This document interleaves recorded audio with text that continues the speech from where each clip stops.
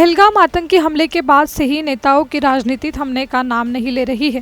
कांग्रेस हो या बीजेपी, आए दिन पहलगाम हमले पर सियासी घमासान मचा हुआ है। जहां एक और बीजेपी हमले के बाद ऑपरेशन सिंदूर का गुणगान करने से नहीं थम रही, वहीं बीजेपी के ही एक नेता के बयान ने पूरी पार्टी को ही कटघरे में ला दिया है। हाल फिलहाल हरियाणा से बीजेपी के राज्यसभा सांसद रामचंद्र जांगड़ा का बयान सामने आया है, जिसने सियासी भूचाल ला दिया है। आपको बताएं कि सांसद जी के मुताबिक पहलगाम हमले में अपने सुहाग को खोने वाली महिलाओं में वीरांगना का भाव नहीं था, इसलिए हमले में 26 लोग मारे गए। जांगड़ा यही नहीं रुके, बल्कि आगे बोले कि महिला पर्यटकों में जोश और जज्बे की कमी थी। महिलाएं हाथ जोड़ने की बजाय मुकाबला करती तो कम लोग मरते। महिलाओं को रानी लक्ष्मीबाई और अहिल्याबाई बनकर आतंकवादियों का मुकाबला करना चाहिए था। अगर वहां पर हमारे पिलग्रिम्स, वहां पर हमारे यात्री अगर वो ट्रेनिंग पास किए हुए होते तो 3 उग्रवादी 26 आदमियों को नहीं मार सकते। जिसके हाथ में जो कुछ भी आता, चाहे लाठी, चाहे डंडा, चाहे कुछ भी, और वो चारों तरफ से लेके उनकी तरफ दौड़ते, तो दावा करता हूं 5 या 6 कैजुअल्टी हो सकती थी, वो तीनों वो भी मारे जाते। लेकिन हाथ जोड़ने से कोई छोड़ता नहीं। हमारे आदमी वहां पर हाथ जोड़ के मारे गए। जो व्यक्ति मारने के लिए आए हैं, जिनके अंदर दया का भाव नहीं है, हाथ जोड़ने से कैसे माफ कर देंगे? उनका तो अहिल्याबाई की तरह प्रतिकार करना होगा।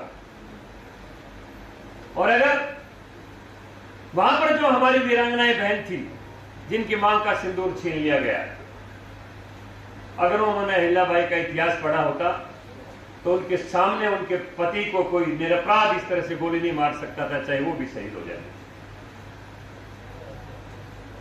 वीरांगना का भाव नहीं था, जोश नहीं था, जज्बा नहीं था, दिल नहीं था, इसलिए हाथ जोड़ के गोली का शिकार हुआ। इसीलिए ये संग्राम का इतिहास पढ़ाने की परंपरा भारत देश में 2014 के बाद हमारे यशस्वी प्रधानमंत्री ने शुरू की, ताकि हमारे देश की हर नारी, उसके अंदर अहिल्याबाई का जज्बा हो, उसके अंदर झांसी की वीर रानी का जज्बा हो। अगर वो धर्म के ऊपर चले तो वो सावित्री बने, मदालसा बने, साध्वी बने। इस बयान से बीजेपी की हर जगह किरकिरी हो रही है, जिसके चलते अब बीजेपी के राष्ट्रीय अध्यक्ष जेपी नड्डा ने सांसद को जमकर फटकार लगाई है। नड्डा ने जांगड़ा को अपने बयान सार्वजनिक रूप से खंडन करने को कहा जा रहा है कि जांगड़ा को जल्द ही दिल्ली तलब किया जा सकता है। कांग्रेस महासचिव जयराम रमेश ने कहा कि बीजेपी नेता लगातार भारतीय सेना और शहीदों का अपमान कर रहे हैं।